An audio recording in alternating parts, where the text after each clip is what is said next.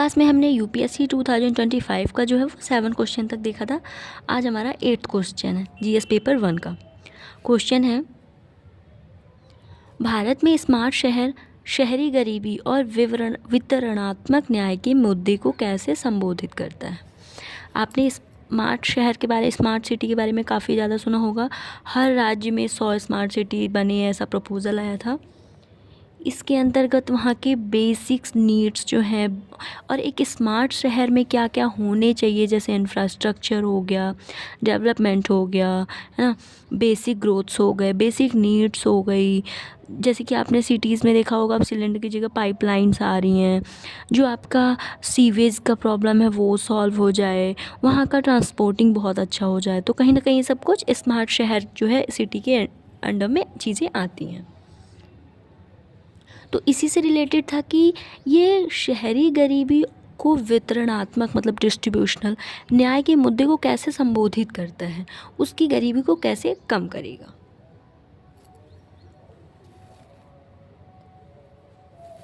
I hope कि question समझ में आया। तो अब इसका कैसे करेंगे कि हमें बताना है कि कैसे एक गरीबी को कम करने के लिए क्या वो वर्क हो रहे हैं। अब इसमें ऐसा होगा कि क्योंकि इंडिया है, इंडिया में चैलेंजेस ज़्यादा होते हैं, तो चैलेंजेस को भी इंक्लूड करना है। और आपका वे फॉरवर्ड क्या होगा, समाधान क्या होगा, एक ऐसा जो है इसका वे फॉरवर्ड या वर्किंग जो है वो प्रोसेस होना चाहिए कि ऐसे क्वेश्चन सॉल्व होगा। भारत में स्मार्ट सिटी मिशन 2015 का उद्देश्य, 2015 में स्मार्ट सिटी मिशन आया था, शहरी जीवन की गुणवत्ता में सुधार करना, समावेशी विकास को बढ़ावा देना तथा शहरी सेवाओं की समान उपलब्धता सुनिश्चित करना होता है।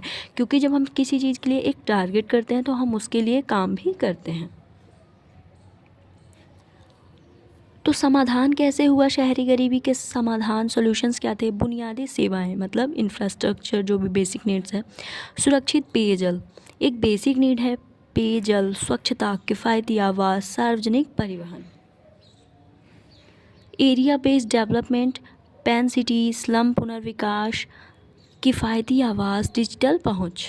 Smart skill development, startup ecosystem, रोजगार सृजन, आजीविका बढ़ावा।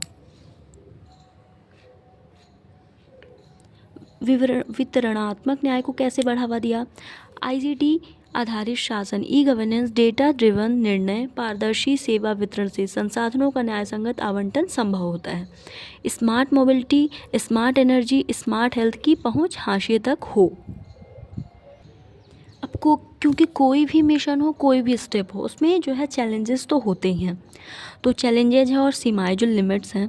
हालांकि कई स्मार्ट शहरों में निवेश का सुझाव केंद्रीय समृद्ध क्षेत्रों तक सीमित रहा, जिससे शहरी गरीबों का पूर्ण समावेशन बाधित होता है।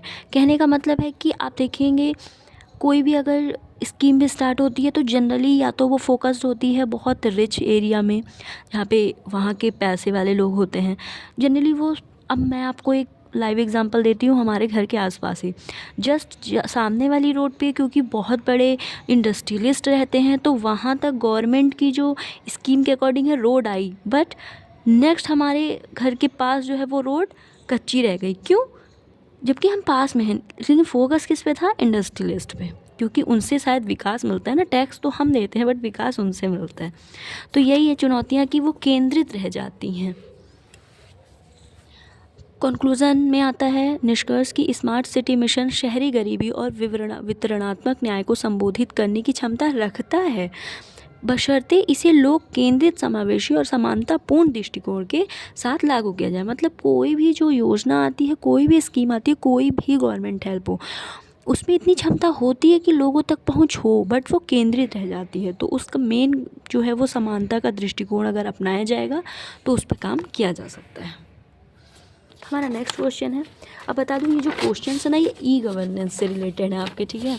अब आपको जैसे ये एथिक्स का क्वेश्चन लगेगा कि सिविल सेवा जैसे ही वर्ड आता है तो आप एथिक्स से उसे रिलेट कर देते हैं, बट वो ये क्या है, ये गवर्नेंस के क्वेश्चंस हैं कि भारत में सिविल सेवा का लोकाचार, व्यावसायिकता और राष्ट्रवादी चेतना के संयोजन का प्रतीक है, स्पष्ट कीजिए। कहने का मतलब है कि जो सिविल सेवक है वो लोकतांत्रिक आधारशिला माना जाता है, मतलब वो प्रशासनिक माना जाता है, बट उसमें व्यावसायिकता और राष्ट्रवादी चेतना का भी संयोजन मिलता है। तो इस क्वेश्चन को फुलफिल कैसे करेंगे? प्रोसेस वाइज फॉर्मेट की हमारे इंट्रोडक्शन कि भारत की सिविल सेवा लोकतांत्रिक शासन व्यवस्था की आधारशिला है। ये सिर्फ प्रशासनिक दक्षता तक सीमित नहीं बल्कि इसमें व्यावसायिकता और राष्ट्रवादी चेतना का संतुलित समन्वय दिखाई देता है। व्यावसायिकता का आयाम: भारतीय सिविल सेवा निष्पक्षता, तटस्थता, दक्षता, जवाबदेही और नियमबद्धता जैसे मूल्यों पर आधारित है। नीति निर्माण में तथ्यात्मक विश्लेषणात्मक योजनाओं के प्रभावी क्रियान्वयन, संसाधनों के कुशल उपयोग, कानून व्यवस्था के प्रबंधन में सिविल सेवकों की पेशेवर क्षमता स्पष्ट होती है। आधुनिक प्रशिक्षण प्रौद्योगिकी का उपयोग, परिणाम आधारित प्रशासन इस व्यावसायिकता को सुदृढ़ करते हैं। राष्ट्रीय चेतना का आयाम कैसे बनेगा? सिविल सेवक जो है वो संविधान के प्रति निष्ठावान रहकर राष्ट्रीय हित को सर्वोपरि रखते हैं। सामाजिक न्याय, समावेशी विकास, राष्ट्रीय एकता, अखंडता की रक्षा, कमजोर एवं वंचित वर्गों के कल्याण हेतु कार्य करना राष्ट्रवादी चेतना का व्यवहारिक रूप है। अतः भारत में सिविल सेवा का लोकाचार मात्र तकनीकी प्रशासन है और न ही भावनात्मक बल्कि राष्ट्रवादी, न बल्कि यह व्यावसायिक दक्षता से युक्त संवैधानिक राष्ट्रवाद का संतुलित प्रतीक है जो सुशासन और राष्ट्र निर्माण की प्रक्रिया को मजबूत करता है। हाँ, आज का थोड़ा जो क्वेश्चन है इसमें कुछ अंडरस्टैंडिंग जैसी चीज़ें नहीं हैं। अगर आप गवर्नेंस अच्छे से पढ़ते हैं तो चीज़ें आपको क्लियर हो जाएंगी। तो ये गवर्नेंस से रिलेटेड क्वेश्चन था और ये हमारा फॉर्मेट है ना। वर्ड्स आपके हो सकते हैं बट उनको लिखने का प्रोसेस हमें नहीं बता पाता है कोई इतना ईजिली, तो इसके लिए हेल्पफुल होगा।